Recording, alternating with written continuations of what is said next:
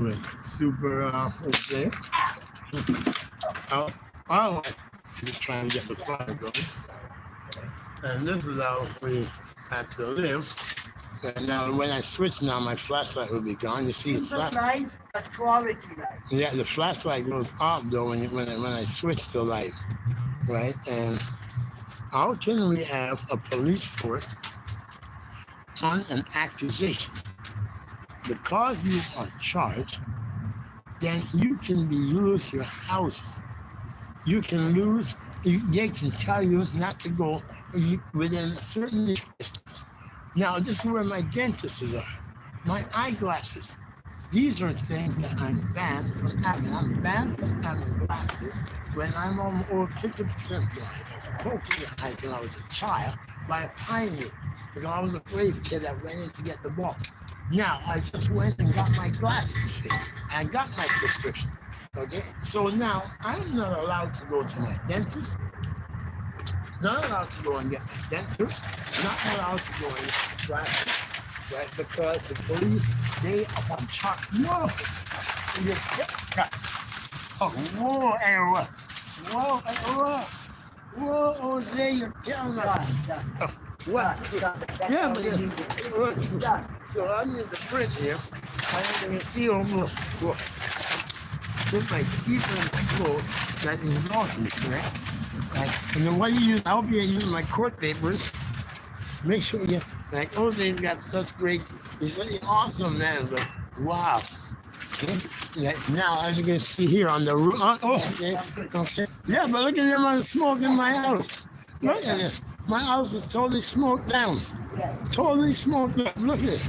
Okay, and over here, you're getting now. I worked all day today and scooped up all this here, and then we've got a lady here. She was so tired that she was sleeping in a chair. I don't know. And now Hennessy has befriended her. And Hennessy, you don't want food? Say hi to everybody. What's it like living under a bridge, Hennessy? What, you like this girl now or what? Huh? Come on, yeah. Jesus, you know how women are, and see they go crazy. I have to deal with you. So how's your water? Okay, now look at it. Oh, you don't want water? Huh? No water? See, look at it. No water, and see. Come on, get some food then. Okay, so now I have to navigate through this. Now, we're lucky that we have some light over here, right? So, right? There's our water, and it's a shame that the leaks lost. Well, there's an electrical fire in the room that I had someone staying in, and well, they said they plugged in an old cell phone, and that, they figure, is what caused it due to the electrical being done faulty because housing, they're iron contractors. So contractors do not have to show any papers. So, yeah, you understand? And there was an electrical fire in your unit too, in housing. And we're Hennessy, after I rescued her from abuse, turns out I ran into someone at another place where my friend Patrick had put me up. And you will see photos and videos of the disgraceful conditions, and all these electrical things are just sticking right out. It's called the needless cabin. Yeah, and then you will find also, while I was going through, when you are homeless and all that, only people in housing will It put you up. shows that we're not hopeless. We're sure we're not hopeless. Yeah. So in turn, the guy went to walk my dog, and in turn, I had just left the unit. And when I came back, I went inside and I see the dog. So, and the bedroom was closed. So I paid the money. I went to work on the computer, and at that point I was in the Supreme Court of Canada contesting the election of Olivia Chow. And it exercised Rule 73 for the first time in Canadian history, and it stopped her for 18 months. And I was also looking to register for the federal election to run for a member of federal parliament. I had to get 100 signatures. And I just ran provincially in the same riding. And we were getting together for our Children's Unified Friendship Garden Festival to start the garden season. So I'm on the computer working, and a beautiful lady on 913, like she is a Trinidadian or something like that, but Jamaican, but yes, she could put food, right? So I knocked her door, and I was coming back, I said, you have any food? She said, well, I'll let you know. So when I came back, I went to work in computer, knocked on my door, and she brought me some awesome, great food. Oh my God, the food. How was you doing up pool? Yeah, the food was amazing, right? So I sat down there and I eat, and you know, when you have a good meal, it's okay, I'm gonna have a cigarette. So I get up, have a cigarette, and I have to piss at the same time. So I walk towards the bathroom, and I guess when I exhale the smoke from my cigarette, it sets off the smoke detector, which is very sensitive in houses because they do psychological management, right? They do things to trigger people, right? You know, yeah, to turn them on to drugs or to trigger their mental health. That's why the alarms are always ringing so much times, right? Yeah. Okay, so went on. I finished my cigarette, went put out the cigarette, went back to the living room, got a CD and fanned out. No alarm, nothing. But then I smelled something burning, right? And it's like, oh. So I went to the hallway, and there's nothing burning in the hallway. That's outside the common area, right? Then I went back, I looked, and I know I'm keep the stove on to stay warm. And I looked, nothing on the stove. Then I looked toward the room, and I went to knock, because I figured Paul was there. I said, Paul, you smell? But no answer. So I decided to open the door. The door was so hard to push open. When I opened it, boom! I thought I was dreaming. It was like something out of a movie. Just this super humongous black smoke just came, and then it knocked me over. It's like, I'm staggered. I don't know how I was able to keep my wits together. And then, what the hell? So all I had to think about was Paul, come, can I figure, like, what the hell is going on? Like, something in the corner just, boom. I couldn't figure out what it was, right? But I'm screaming that Paul is in the room, right? I'm screaming, Paul. Sorry, this is all we have, so. No answer. So I figured, okay, I'm going to try and go in and get Paul out, right? But then I couldn't get, the smoke was too thick.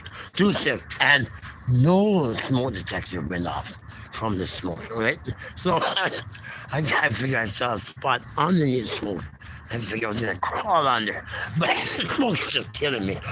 And I'm just coughing and I can't move. So, oh my God. So what happened, and suddenly there was a spark in the corner. And at that point I just said, I'm Paul. And I saw the dog and I said, Edith, out. And she had no leash on or nothing. I just had a pair of whipped up pants, no shoes, nothing, and no shirt. And then she came on. At that point, if I never had the sense to just press that fire alarm. So I pressed that fire alarm and then ran toward the box to get the fire extinguisher and pull it out. Once I get towards the door though, the smoke now is just coming right through in the hallway, like this thick black smoke. And it's like, that. And at that point, I don't know how I kept my wits together. I do not, because it was like something, what the hell? Like, what the hell? Like, things was awesome. I was just typing a letter about stopping Olivia Child in the Supreme Court. I was dealing with Doug Ford on this. I was going to hit the Prime Minister about how they didn't acknowledge it. And I hope so the letter is still on the Mac, but I think if the Mac conk out, it should still be there. And it was sort of time. And it's like, so I get the extinguisher and try to get, but it wasn't supposed to, that white stuff that comes out. Smoke is too damn thick. Oh my God. It's like, I don't know how I kept my wits together. It was like something that's totally unexpected. You would expected that, that you'd open the door and then you'd just a tsunami of smoke hitting you, right? So that time, there was too much thick smoke in the hallway now. So now I go through the fire escape door. Bang, the fire extinguisher. I wasn't always check them, but then how the hell did it malfunction? Bang. Finally, it's pushed, and there's the white stuff coming. So I go towards the apartment, but I couldn't even get into my apartment now because the smoke was so thick, and when I squished on the white stuff coming up, there was no flames. It was just pure smoke. So at that point, I get coffee and stuff. And you see down the stairs, and we went down and we went across the 8th floor. And for people, there's a fire.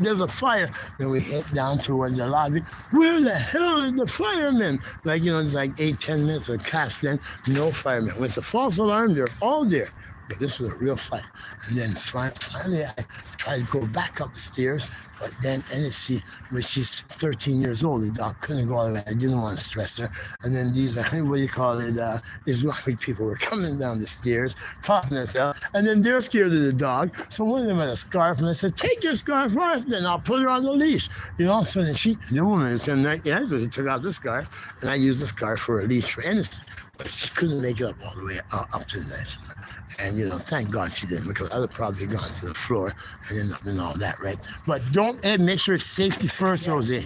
Okay? Yeah. So, and then I went back downstairs screaming, and I started smoking the fire extinguisher in my hand. I'm screaming, Paul's dead. He has to be, because, it's like I didn't see no flame, but there was so much smoke. I didn't know what the hell had happened here. But I figured he was in the room. He had just walked the dog, and then I just came back and tell you what happened after, though. So now I screamed, where the firemen show up? And I said, well, it's up on the 9th floor. It's isolated in the bedroom. They don't have the key to get upstairs for the elevator or something. What the hell? I said, what the hell? And finally, somehow they found one, they're able to override it. And I jumped down. He said, no, you got to go. I said, no, I'm not. Okay, and Paul's inside that room, okay? And I'm screaming at that. And then he stopped at the 7th floor. Turns out that they don't go up right up to the floor. They get off a couple floors before. So they don't go right up to the floor where the fire is. They get off 2 floors before and then pull out the hose. And then I said, okay, well, let's get this done. And they're all just walking. I'm like, there's a fire. Paul's in the damn room. Okay. And there's like 15, 20 of them. And it's like they're dropping their tools and everything. It's like they can't. What the hell? And why the hell are you? And I'm like, what the hell are you doing on that side? You're on the 2-bedroom. Similar thing. My distant place was inside. My cat. Yeah. I didn't. So I'm just like, what the hell? And the guy dropped his tools. I said, would you get up there? Paul's in the damn room, and the room's on fire. It's 907 is isolated in just one room. And they're just walking. It's like, and they're like, there's like 8, 12, 15 firemen. It's like, there's no urgency, it seems to them. It's like, I'm like, what the hell? So then, well, sir, you got to go on to that other side and so on. I said, well, that should be your last concern, to go on to the other side and all this stuff, right? So all this takes them, I'm flabbergasted. What the hell is going on? Hey, hi, everybody. So I said, what the hell is going on? I said, I'm still don't know if I'm dreaming. So I hit through that, and then I go back downstairs. It's like I'm totally exhausted. Freezing as hell, it was cold outside. Nobody give me a pair of socks. I'm in the corner with a fire extinguisher, and then cop came in. The cop said, oh, well, I said, you gave me a fire extinguisher. I said, no. And I'm holding, because that was like something just like, it just was something like unbelievable. So then, I said, it's no living room table. And then, an individual who told us what helped because the husband kicked him out 3 days after his wife died. They've been common law for 30 years. Then I decided to put him up. And he ended up having a foot eating thing. And, thank God I did, because it saved his life. And I think he was, I don't know if he's in the room. I said, it looks like he's dead. Because then I said, I was in the room, and somebody jumped up at me, and I decided to smoke a cigarette. Going towards the bathroom, the smoke sensor went off, and when I ended up putting up the sensor, okay, there was no indication of any smoke, but I smelled something burning. And that's when I ran to the room, screaming Paul, and when I pushed the door open, I'm just smoking. I think Paul is dead. Okay, so that's the only statement I did to the police. Fire marshal came back. And when the fire guy came back, he said, did you find Paul's body? He said, there's nobody in the room. And I'm like, what the hell? What do you mean there's nobody in the room? Right? See, I'm still thinking this guy's in the room, right? What do you mean there's nobody in the room? Something, what the hell? And so then I'm sitting there, I'm like exhausted still. I said, my cats. Turns around and said, oh, he said, there's animals in there. So you went on, you put out the fire and you didn't notice that there was cats in there? So I guess they didn't pay no attention to what there was. It was just like, I don't know what they did. Well, I'll find out on Tuesday, right? When I go to unit. So,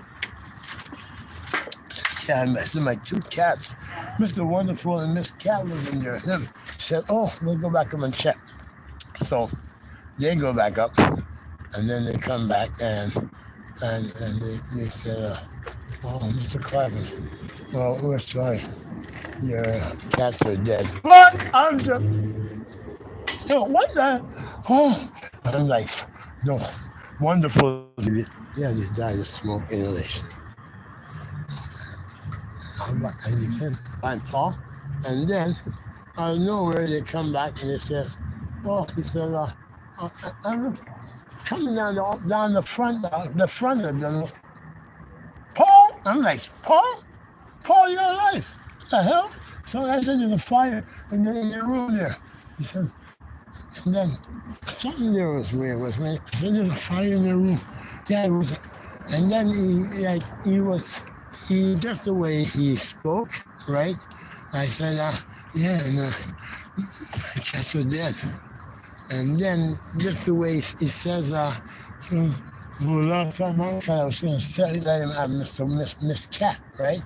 And because like, and he said, last time I was with a cat, and just the way he reacted to him. We found out on Tuesday, right? So and then he said, well, I left my cell phone plugged in, and there's a socket. And just the way he described it, right?